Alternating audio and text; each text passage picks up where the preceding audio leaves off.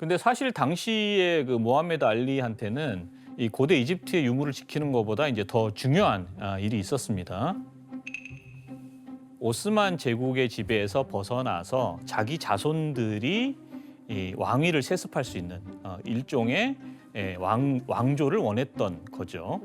이렇게 굉장히 강력한 왕조를 꾸리기 위해서는 일단 이집트를 강력한 국가로 만들 필요가 있었습니다. 그래서 이제 알리 총독은 영국과 프랑스에 유물 발굴 허가증을 내줍니다. 야. 그리고 유물들을 가져가도 좋으니까 근대화를 위한 다양한 방안들을 요구했습니다. 유물 발굴 허가증을 발급받아서 적극적으로 도굴에 뛰어들기 시작했습니다. 자, 외교관들은 능력 있는 도굴꾼들을 현지에서 스카우트해서 도굴을 적극적으로 지시했는데 영국은 특히 이제 대형 박물관에 전시할 유물 수집에 앞장섰습니다. 자, 이때 유물을 발굴할 인물로 영입한 인물이 있는데 바로 지오반니 벨초니라는 인물이었습니다.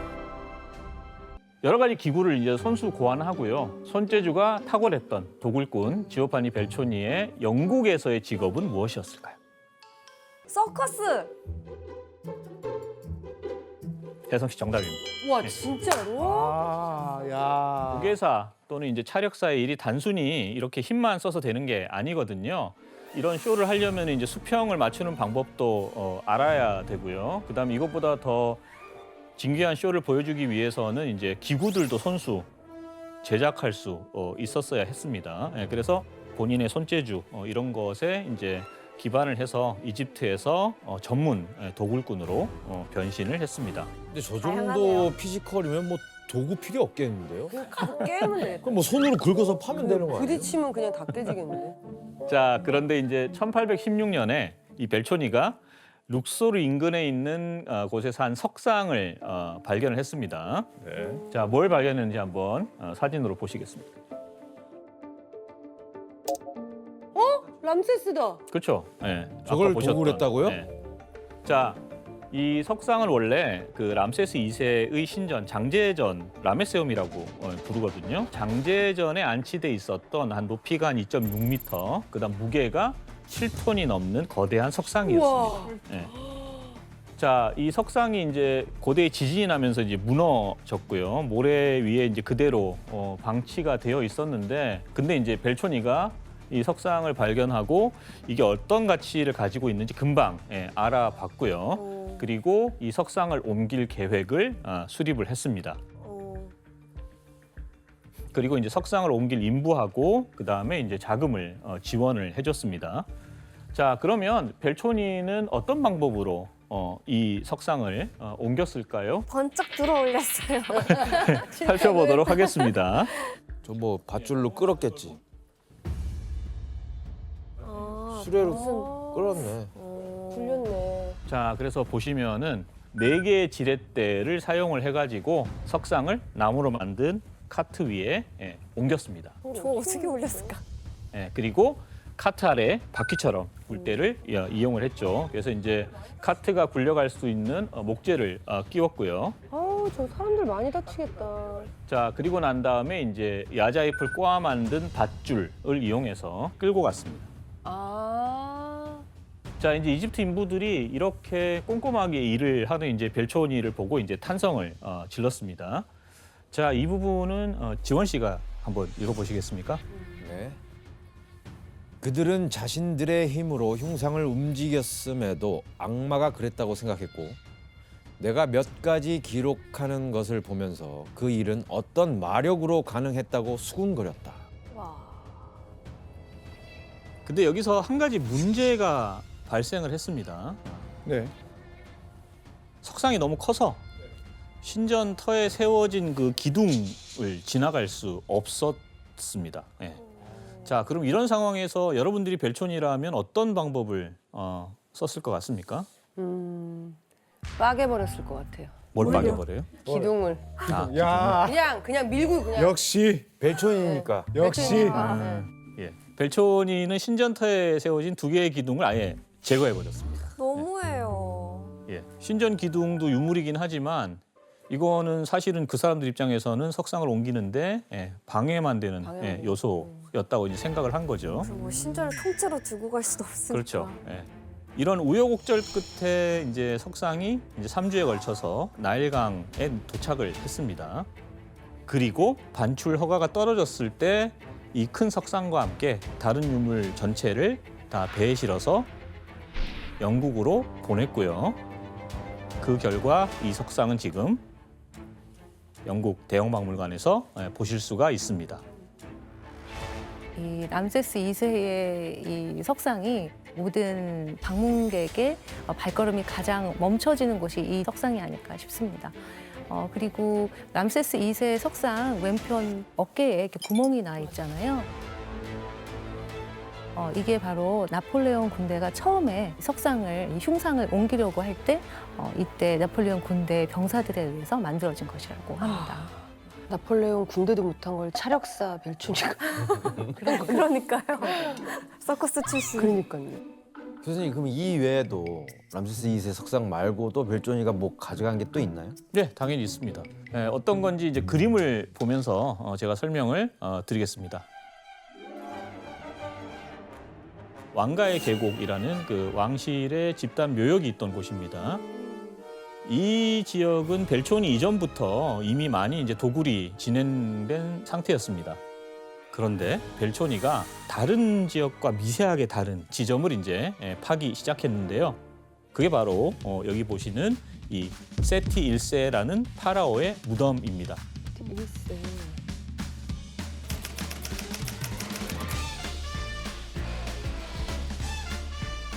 인부를 동원해서 발굴을 시작한 벨초니는 이틀 만에 무덤 입구로 가는 통로를 발견했습니다. 세틸스의 무덤은 왕가의 계곡 이 전체에서 가장 중요한 무덤 중에 하나입니다. 와, 이걸 발굴을 한 거야? 그래서 세틸스의 무덤이 저택이라면은 투탕카멘의 무덤은 차고 이런 말이 있을 정도로 웅장함을 자랑하는 그런 곳이라고 할 수 있습니다. 이게 지금 지한 거예요? 예, 진짜 직접 보고 싶다. 예술적이다. 야, 사이즈가 어마어마하다, 진짜. 이야. 너무 대단해요, 진짜 진짜. 무덤이 화려하다. 저 당시에 어떻게 지하를 저렇게 파는 기술이 있었을까? 자 여러 유물을 발견했는데 이때 벨초니가 딱 봤을 때 벨초니의 눈을 사로잡는 굉장한 유물이 있었습니다. 바로 세티 1세 석관이었습니다. 벨초니는 이 관을 무덤 밖으로 빼내서 대형 박물관의 비싼 값에 이제 그럴 이제 작정이었습니다. 대단하다. 하지만 대형 박물관은 벨초니가 제시한 도굴 비용 2,000파운드를 받아들이지 않았고 협상이 지지부진해졌을 무렵 영국의 한 귀족이 개인 수집을 위해 석관을 구입했습니다. 아, 개인한테 팔렸구나. 이때 벨초니는 석관에 낙서를 해서 석관을 훼손시키기도 했습니다. 저거 너무 교양 없는 행동 진짜 저런 아니에요? 만행이다. 그러니까 이거 약간 뭐 과시욕인 것 같은데 그럼 소장님이 아시기에는 뭐 이거 말고도 뭐가 있나요? 벨조니가 도굴을 할 때 춥잖아요, 밤에. 그러니까 미라를 불쏘시개로 이용하기까지 했어요. 그래서 아. 뼈를 부시고 또 수위를 다 뜯어내서 불로도 떼서 썼다고 합니다. 자기 목적을 위해서. 그러니까요. 사실은 일제 우리 강점기 때 사실은 그 우리나라 왕릉을 파면 이게 정말 돈이 된다는 이야기가 일본에 많이 퍼졌어요. 그래서 일본 도굴꾼들이 그냥 너도 나도 없이 다 우리나라 와가지고 우리나라 왕릉을 다 파헤치기 시작한 거죠. 일본 도쿄 국립박물관에 조선시대 고종이 사용했던 것으로 보이는 갑옷과 투구 등 왕실 유품을 공개했습니다. 일본인 사업가 오구라 씨는 일제강점기에 조선에서 다수의 문화재를 수집했고 도쿄 국립박물관에 기증했지만 도난품 논란이 끊이질 않고 있습니다. 그 도굴품 중에서는 조선시대 왕이 쓴 걸로 추정되는 이제 대원수 투구가 있고요. 또 부산 연산동에서 도굴된 것으로 보는 철제 단갑. 그다음에 창녕 주변에서 도굴한 삼국시대의 금제관 포함되어 있었다고 합니다.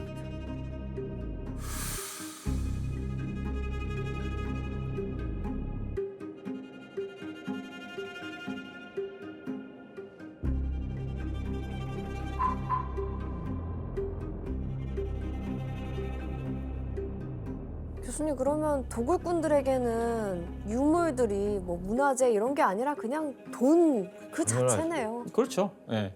더 많은 돈을 벌기 위해서 한눈에 봐도 거대하고 소위 말하는 있어 보이는 유물을 선별하는데 급급했다. 이렇게 이제 말씀드릴 수가 있고요. 아까 우리가 그 나폴레옹과 함께 원정을 갔던 학자가 쓴 책, 이집트 나일강 상류와 하류 여행이라는 책 기억나시죠? 거기에 그 덴데라 신전이 나왔었습니다. 그 덴데라 신전에는 하늘의 방이라는 방이 있는데요. 이 11개의 방 중에 하나인 이 하늘의 방의 천정에는 고대 천문학의 결정체라고 할 수 있는 12개의 별자리가 새겨져 있습니다. 보이시는 것처럼 이게 이제 가로 세로로 약 2.5m 이 거대한 조각품이고요. 이게 이제 천정에 새겨져 있었습니다. 여기 보시는 인물들은 이 천체를 떠받치는 신들입니다. 이집트의 이 1년 중에 이제 360일을 상징한다고 보시면 되겠습니다. 그리고 현재 천문학이 이집트 천문학을 기반으로 이제 내려왔다는 사실을 이제 우리가 상기를 하자면은 이 유물은 사실 굉장히 중요한 유물입니다. 자, 근데 덴데라 신전에서 이 유물을 직접 봤던 프랑스인들은 어떻게 했느냐? 이걸 본국으로 꼭 가져가야겠다. 아니 천장을 어떻게 가져가요? 그래서 이제 공학자까지 동원을 했습니다. 엔지니어까지 동원을 해가지고요. 끌하고 톱을 사용해서 천장을 파고 자르고 이렇게 했습니다. 네. 뚜껑을 가져간 거예요, 그러면? 그리고 이제 한 20일 정도 작업을 했는데 아무런 진척이 없으니까 이때 뭘 사용했느냐? 폭약을 사용했습니다. 어떻게?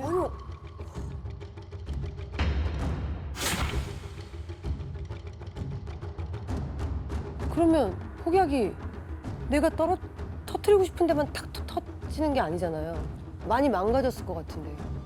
당시에는 이제 유럽에서 이 폭약 파우더, 가루 폭약을 이렇게 이제 주변에 조금씩 뿌리고 이제 불을 붙여주면은 터지면서 이제 부서지는데 프랑스는 천정에 이제 가루 화약을 집어넣고 와. 돌을 부숴서 결국을 천정을 끌어내리는데 성공을 했습니다. 와, 진짜 대단하다.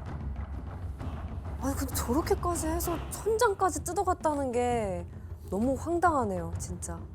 그래서 저 유물은 프랑스 루브르 박물관에 전시가 돼 있고요. 아. 그리고 원래 이게 있었던 덴데라 신전의 그 하늘의 방이라는 곳에는 석고로 만든 모조품, 복제 유물이 설치돼 있습니다. 진짜 대환장 도굴 파티가 많네요. 진짜 대환장이다. 진짜. 대환장이다 진짜. 류승수 씨 또 이 방법으로 뭐 유물을 가져간 경우가 또 따로 있습니까? 또 사실은 영국도 이집트를 이제 식민지 했었잖아요. 그때도 이제 영국도 많은 이제 문화재들을 가져가기 위해서 나쁜 짓들을 좀 많이 했는데 그 중에서 이제 기자의 피라미드 중에서 네. 가장 크고 오래된 이제 대피라미드 네. 아시죠? 네. 피라미드에다도 그 짓을 해놨어요? 설마. 그 대피라미드에서 그 숨겨진 방을 찾기 위해서 폭약을 사용했다는 얘기가 있어요. 이렇게 무려 3개월 동안 폭약을 계속 터뜨렸다고 합니다. 안 무너진 게 너무 신기하다. 그러니까. 진짜 이집트 국민들이 나중에 이런 스토리를 듣고 나서는 진짜 가슴이 미어졌겠네요. 이집트인들이 이제 이 방송을 봐야 되는 거죠. 어떡해. 자, 거대한 유물을 도굴해가는 또 다른 황당한 방법이 있었습니다. 바로 일부만 도련해서 가져갔습니다.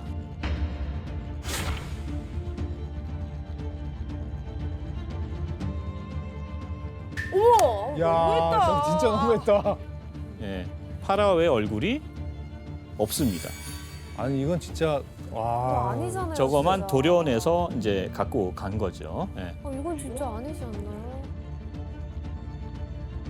그리고 저렇게 도려낸 얼굴은 물론 이제 다른 곳에 있습니다. 어디에 있겠습니까? 프랑스, 프랑스 어디? 파리, 루브르. 예, 프랑스의 루브르 박물관에 있습니다. 자, 그러면 프랑스 루브르 박물관에는 어떤 모양으로 그 전시가 되어 있는지 보겠습니다. 타일처럼 돼 있겠다. 어떡해. 야. 아니 근데 이거를 이제 왕묘에서 떼와서 박물관에 이제 전시를 한 거죠. 근데 네. 예, 이게 도대체 어떻게 흘러갔는지 그 정확한 경위는 밝혀지지 않았습니다. 근데 이제 한 가지 확실한 것은 전체를 다 뜯어갈 수 없다면 부분이라도 뜯어가서 돈을 벌겠다고 하는 이런 도굴꾼들의 그 삐뚤어진 욕망 이런 것들을 우리가 확인할 수 있습니다. 자, 그리고 여기에 더해서 거대한 유물을 가지고 오는 또 다른 황당한 방법이 있었습니다. 또 조각내요? 아니요.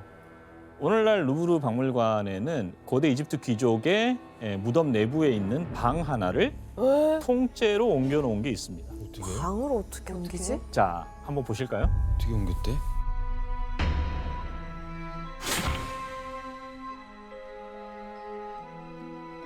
어머나. 자, 네?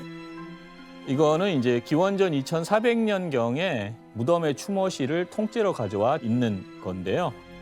상단에는 이제 망자의 이름과 그 안에 들어가 보시면은 그 실생활을 묘사한 구조들이 그려져 있습니다.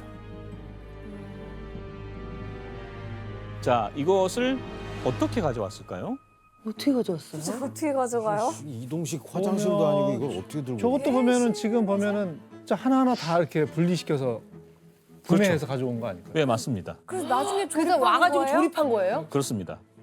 그러니까 돌을 하나하나 해체해 가지고요. 거기에다 일련 번호를 이제 썼죠. 그래 가지고 이걸 역순으로 가져와서 조립을 와, 애쓴다, 진짜. 무슨 테트리스냐고. 와. 자, 그래서 이집트가 이것을 이제 판매를 했고요. 이제 박물관이 이걸 이제 사들여서 재건을 했다고 이제 추측을 하고 있습니다. 최근에 이 재건이 된 거고요. 그래서 여기 보시는 것처럼 유럽의 도굴꾼들은 야. 만약에 이게 아주 신비하고 귀중한 유물이어서 돈이 된다라고 생각이 되면은 어떤 방법을 써서라도 진짜. 도굴을 하려고 했습니다. 돈이 무섭다. 저는 진짜 도굴의 수준이 이렇게 공학적이고 체계적일 거라고는 상상도 못했어. 나는 그냥 자루 메고 거기다 그죠? 몇 개 딱 담아가지고 그냥 정도둑처럼 그런 걸 도망 나오는 상상했는데 그런 걸 생각했는데. 이건 진짜 내 기술이 말이에요. 첨단 기술이 필요한 거잖아요. 네. 자, 아무튼 이런 그 도굴꾼들의 욕심 때문에 1810년에서 1828년 사이에 무려 13곳의 이집트 신전이 파괴된 것으로 13곳이요? 보고되고 13곳이 파괴된 것으로 이제 보고되고 있습니다. 교수님 이렇게 아예 그냥 통째로 가져간 유물들 또 뭐가 있어요? 또 있을까? 자, 도굴은 아니지만 대표적인 고대 이집트 유물을 영국과 프랑스가 이제 통째로 가져간 게 있는데 그게 바로 오벨리스크입니다. 오벨리스크, 아유. 이거는 이제 신전 앞에 세워둔 일종의 표지석이라고 보시면 되겠습니다. 표시. 예. 근데요, 교수님, 오벨리스크를 어떻게 통째로 가져가게 된 거예요? 모하마드 알리 총독은 강대국과의 원활한 외교 관계를 위해서 고대 이집트 유물인 오벨리스크를 영국과 프랑스에게 선물로 통 크게 줍니다. 선물을 했어요. 선물을 줬는데 이제 문제는 통 크다 정말. 오벨리스크를 어떻게 가져갈 것인가 이게 이제 문제였습니다. 네. 오벨리스크가 단석체거든요. 큰 돌 하나인데 이걸 이제 하나로. 부러뜨리지 않고 옮겨가는 것도 문제고 그걸 배에 실는 것도 문제고 배에 실는 게 문제예요.